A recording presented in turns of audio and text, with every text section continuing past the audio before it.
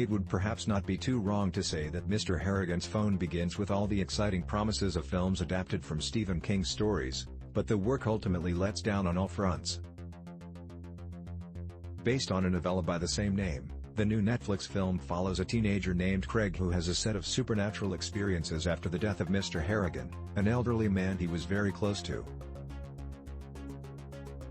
Along with supernatural happenings, there are shades of adolescent learning about life and morals here as well, but ultimately, Mr. Harrigan's phone remains a forgettable watch. Spoilers ahead. Mr. Harrigan's phone plot summary. What is the film about?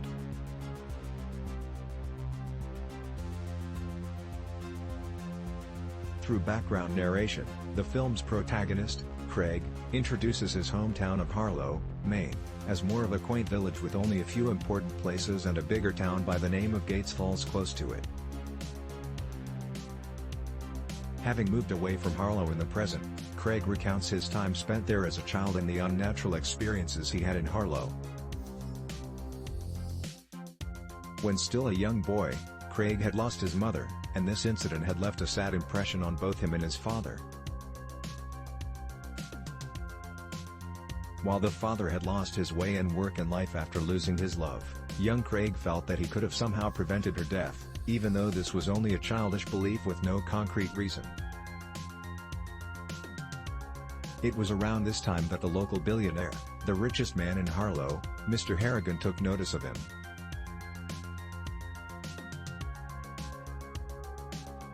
As Craig used to read during the prayer services at the local church, the rich old man seemed to take an interest in the boy and asked his father to meet him.